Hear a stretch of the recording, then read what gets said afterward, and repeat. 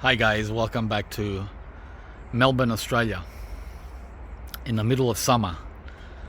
Whew, it's hot. 28 Celsius. Maximum today expected to be 29 to 30. And I've been working.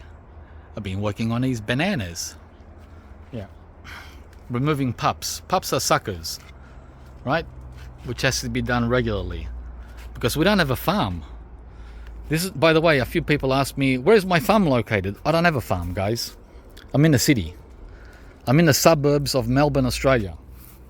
Suburbs. Urban. This is an urban, suburban garden.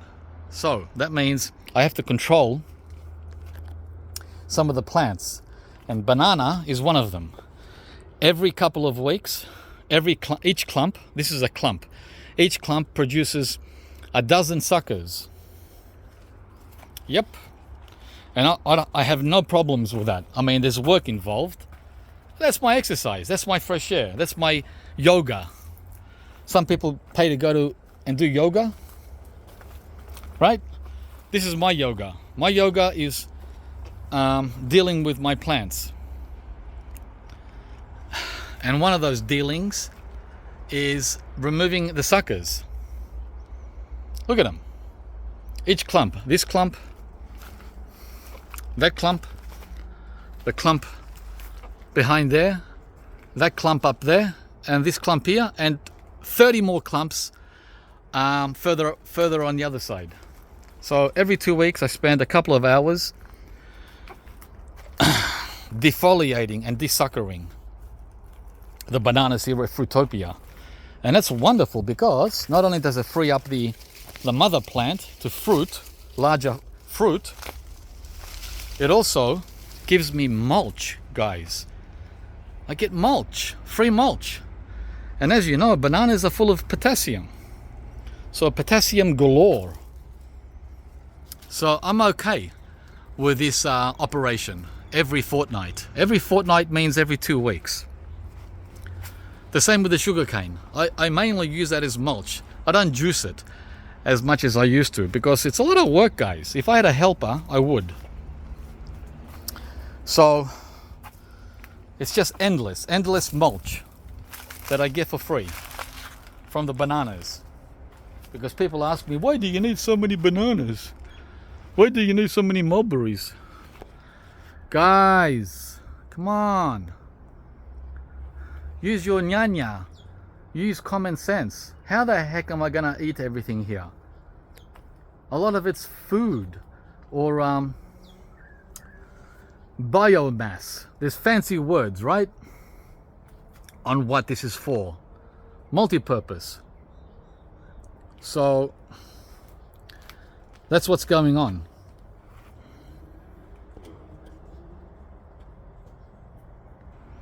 And like I said, I love it because it not only gives me exercise, but it gives me a closer relationship with my garden.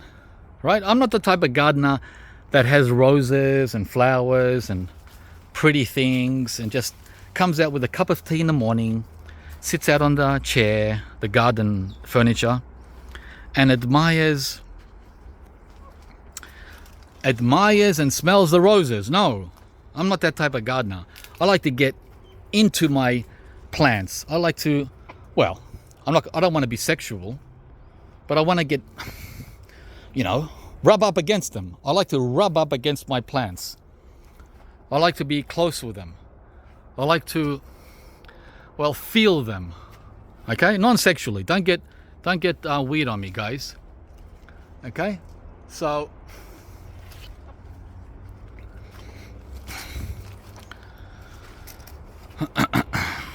so that's what it's all about. We've got a banana bunch there that's ready to cut down. I'm still waiting for one yellow sign. The sign is yellow.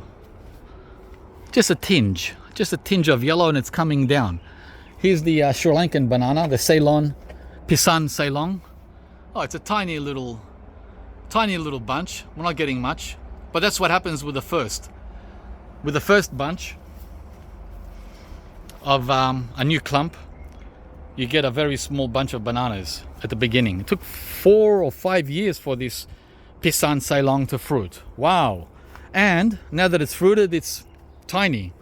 So it looks like we're gonna have to wait another 4 or 5 years before we get some beefy, thick fingers. But guys, during that time, we're not sitting here under the tree waiting. We've got another 50 banana clumps that we can enjoy, right? That's why you plant a lot. You plant as much as you can fit, so that whilst one is taking its time, the others are providing whatever it is that you've planted. So yeah, so guys, and look here. Here's some more mulch I'm going to be getting from the white sapoti. Look at the branch here. From all the rain we had the last month, it's almost touching the wampy. See the wampy down there? That little wampy belongs to the citrus family. Citrus needs full sun. Now this white sapoti, which also belongs to the same family as citrus, is blocking all the sun to the wampy. So we have to cut. Cut means mulch. I don't cut things for fun. You know, like, oh, I don't know what I'm going to do today. I'm going to go out and prune my trees just for the hell of it. No. There's a reason for every action. As I said in one of the previous videos, the reason why I'm going to prune off this big arm fully loaded with jujubes is because the netting won't go on here if I don't trim. If I don't trim these arms off the jujube tree, I can't put a net on there. And now when I say I can't put a net on there, I don't mean literally can't. Of course I can. But I don't want to stretch and break anything. Right? Okay, so let's go have a look in the front. And by the way, whilst we're here, I want to thank all of you that have been typing positive and encouraging notes in the comments section. Really appreciate that. You know who you are, right? There's some naysayers. There's always naysayers. But that's their problem, right? So we focus on the positive. I mean, we take it all in, positive and negative, but we focus more on the positive for... See, this is very negative. Someone just ate my mandarin. But you just roll with the punches, guys, right? You keep moving on. That mandarin was just like a negative comment in YouTube. You just discard it like that or delete. I don't delete the comments. But yeah, but you get the idea.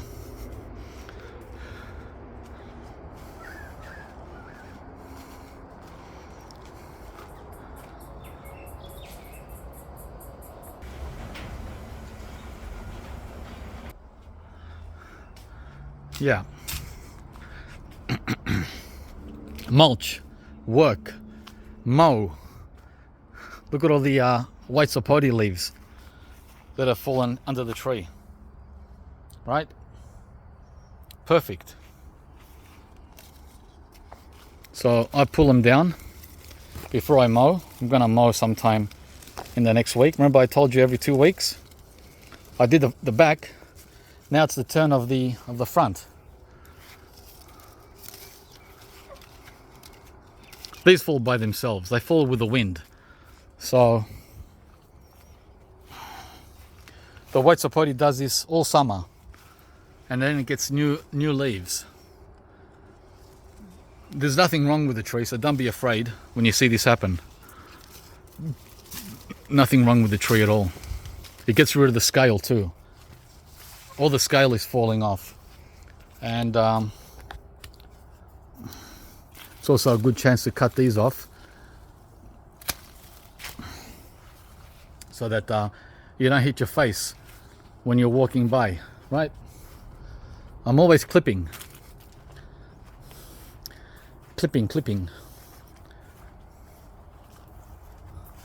Always looking for something.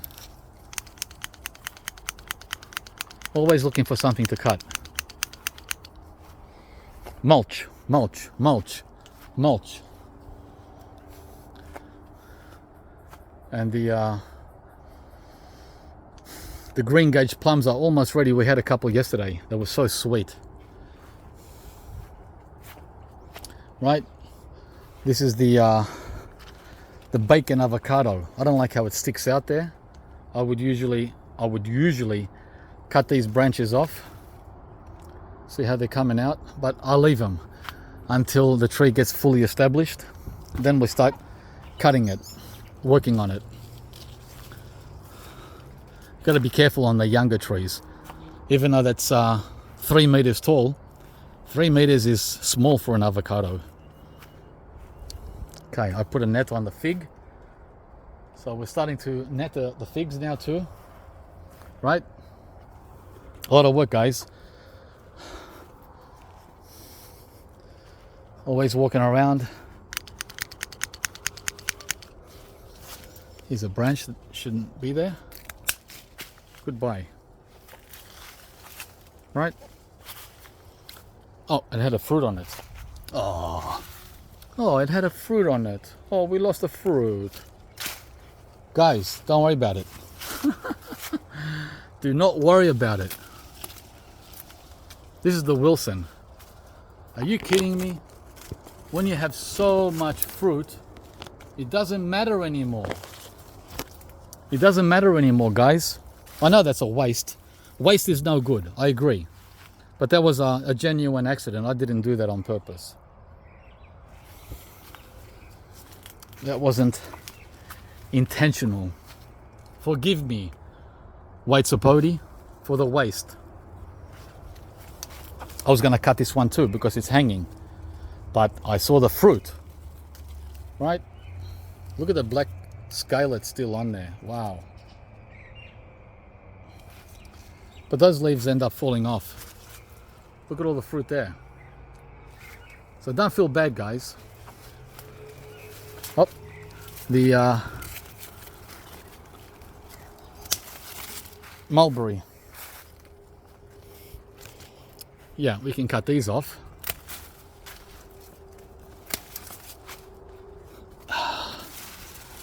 The white sapote, the Vernon. Cut that off around. It's easier when you have two hands. Just keep cutting. And when I come around to mow in a few days, I'm going to rake all that up. There's some more white sapote here. And some of you guys have got little white sapote trees just starting out. Believe me, the time will come and you will understand what I'm talking about and what I'm showing you here. There are major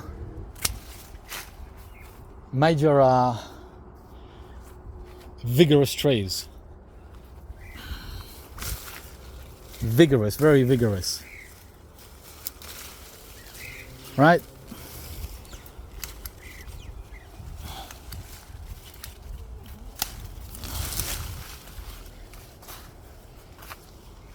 Yeah, it's nice to be able to get free mulch. I love it. There's some more here. Let's see, we're gonna cut off the new growth.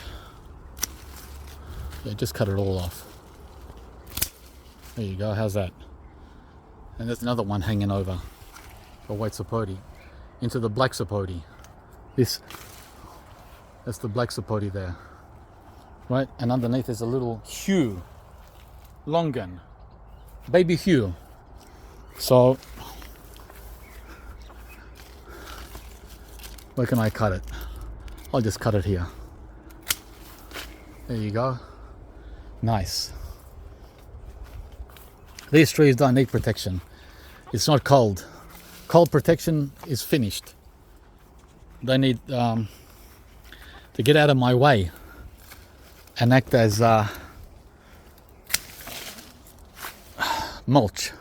Now their purpose is mulch. Mulch. Give me mulch. Don't need you for protection. Oh yeah, nice. See guys, that's how we do it. Yeah, it looks weird. It's like, what are you doing? It's not gonna fruit. Guys, from here all the way to the other side, this white sapote tree is almost 4 meters. You'll be surprised how much fruit this will give us in winter. It's a winter variety. Okay, so now the Cara orange can get some sunlight. Guys, you got to think of the other trees nearby. You don't want your citrus tree in the shade. So that's why I cut those off. For that reason. Right? Duh. And this is the lemon gold hanging over my mango. We're going to take care of that too.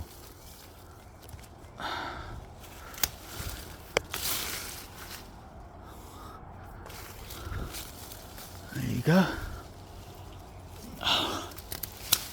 There you go. We're going to take care of that too.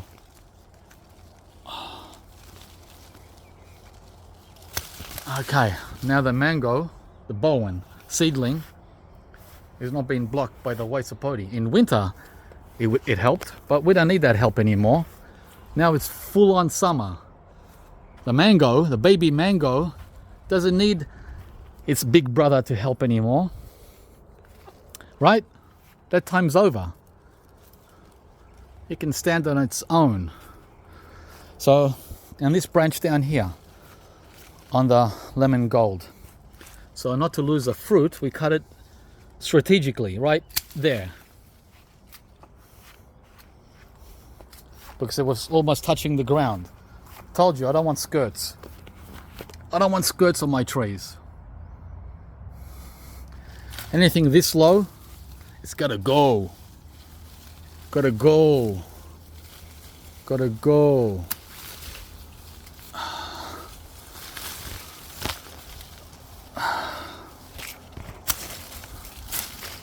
Gotta go, guys. There's another one under there. I don't want those low hanging branches.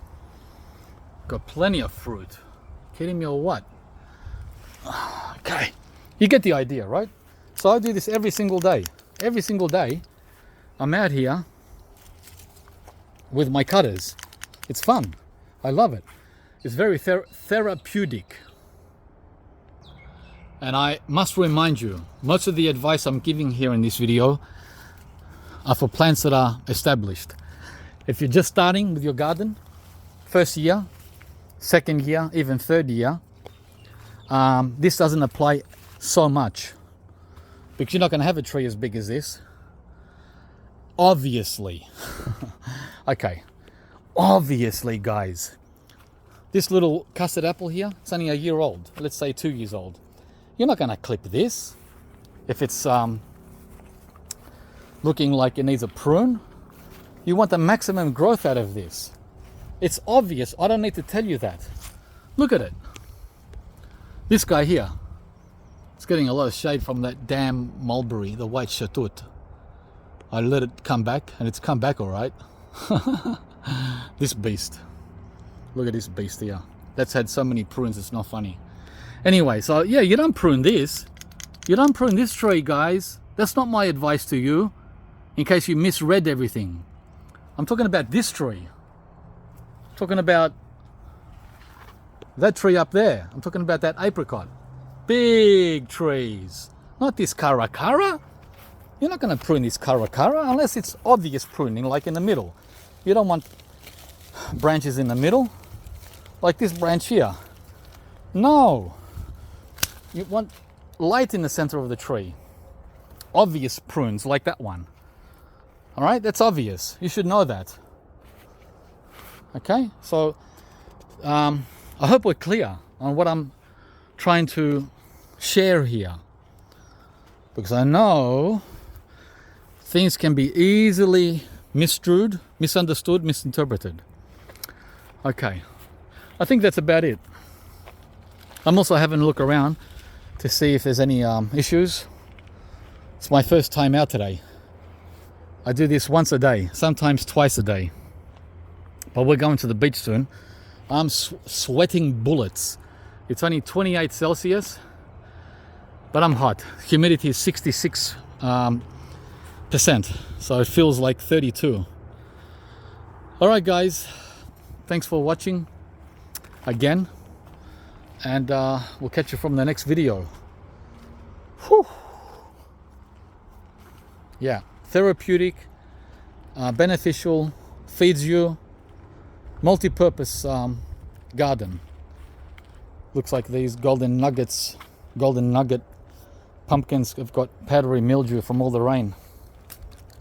Right? I never watered this once, but look at all the rain, what the rain did. You can't stop the rain.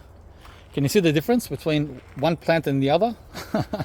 The beans and the eggplant leaves weren't affected by powdery mildew. They got the same amount of rain as the pumpkin. Can you see how pumpkin's telling you? It's talking to you. The pumpkin says, can you read my language? The silver beet isn't complaining. Silver beet loves rain. Well, the more rain, the better. All right, guys. We had our first eggplants a few days ago. That was so delicious. The Lebanese ones. These ones here. The little skinny ones. So good. Over and out.